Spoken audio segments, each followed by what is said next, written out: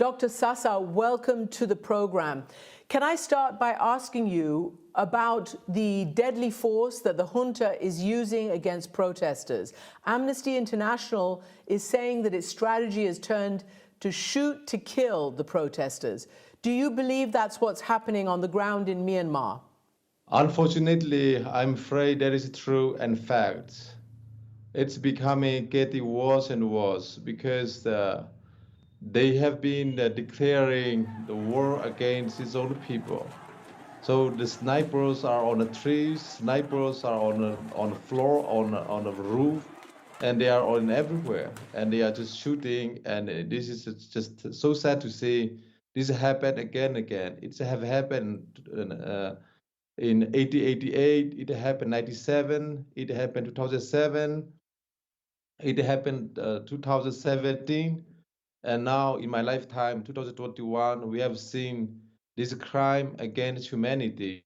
Let me just read you what the UN Special Rapporteur for Myanmar has said. He is basically saying that the junta is shooting down people in cold blood using 12-gauge shotguns, 38-millimeter rifles, semi-automatic rifles against peaceful protesters who pose no threat. You've just talked about snipers in at high points taking aim. What do you think the aim of the junta is now? Because up until now, they were using water cannon, they were using rubber bullets. Why do you think now, a month after the coup, they have turned to this escalation of live fire?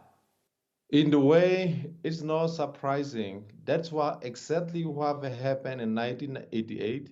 That's what happened in 1997. That's what happened in 2007.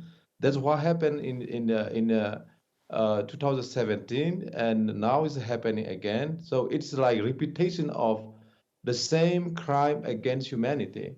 And I'm afraid this is what has been happening to ethnic minority states like Kachin, Karen, Rakhine, Shan, Chin.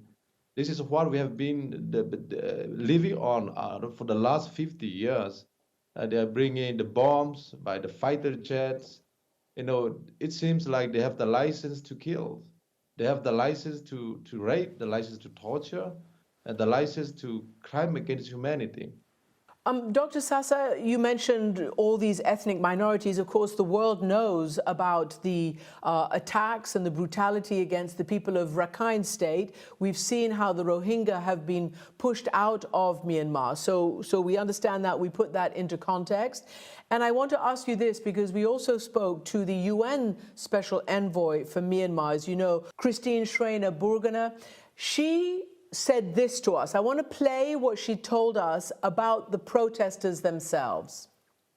This is the only thing they can do to resist and in this peaceful mean, because in my view, the Tamado, the army, is just waiting that also people will take arms and defend themselves. So it's very dangerous. And I beg the people in Myanmar not to fall in this trap, so to stay peaceful, but it's clearly very easy to say from a safety zone.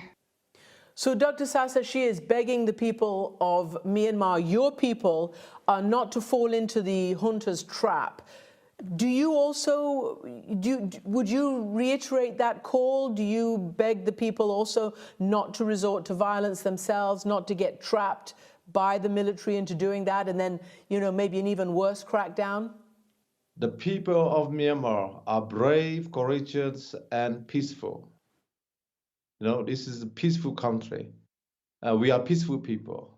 No one is making any violence except this illegitimate, illegal military dictatorship regime.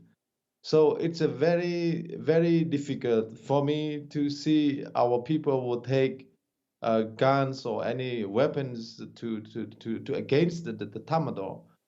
There never was ethnic minorities or any other group of people in Myanmar who come and take weapons and against the Tamador or the military regime.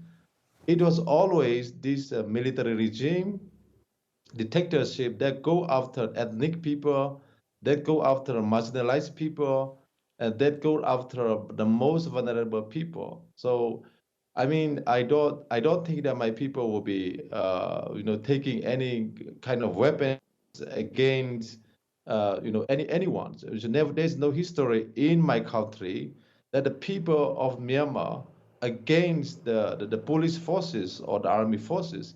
In some cases, we are just defending ourselves because they came to our door and they pointed the smoky guns to us. So in that kind of situation, of course, maybe some area they may try to protect themselves.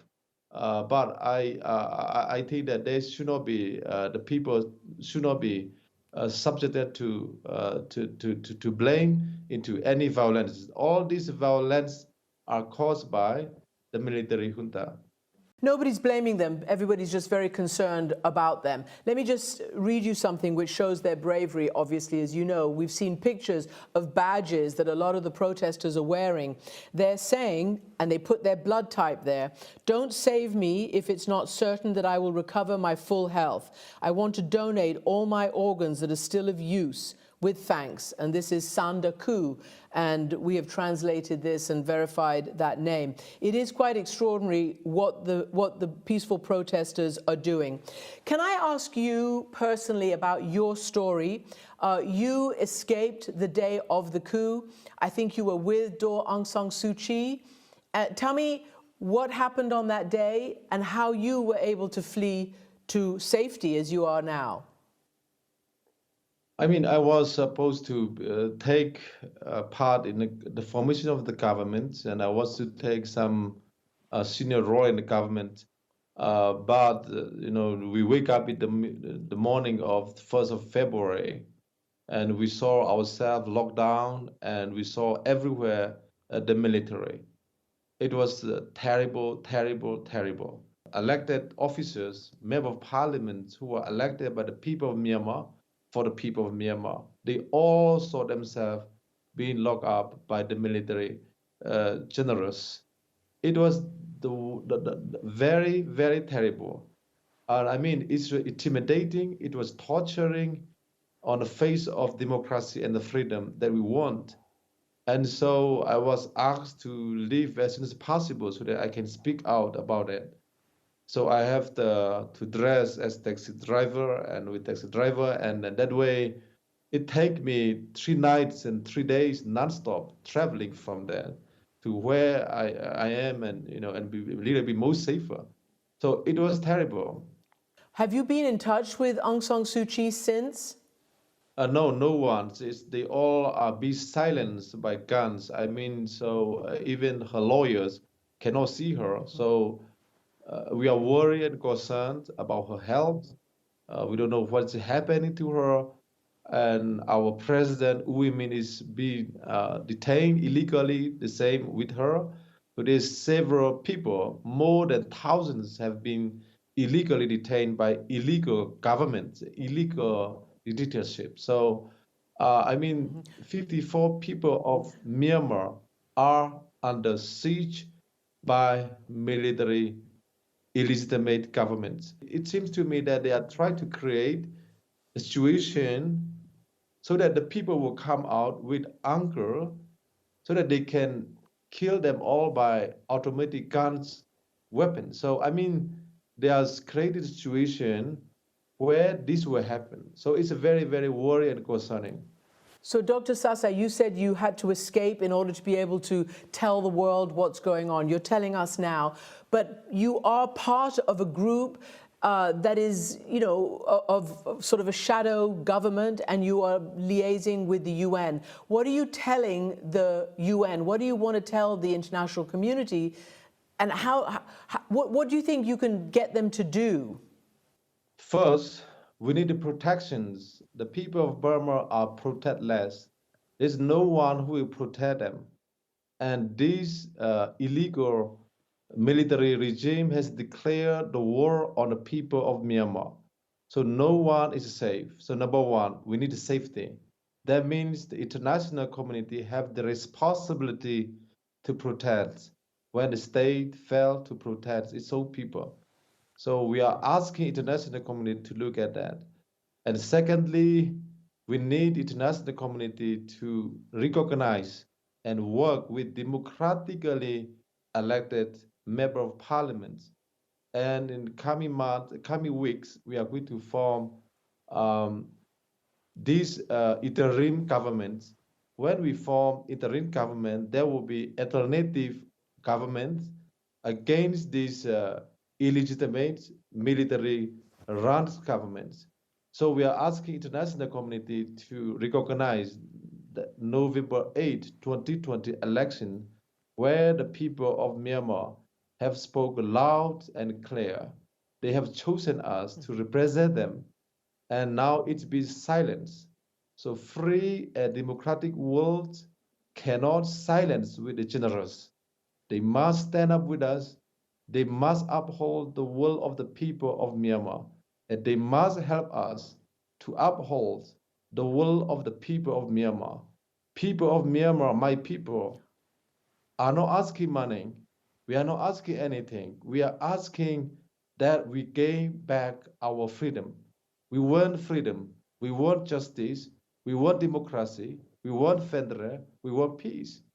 So if we have that, we have everything.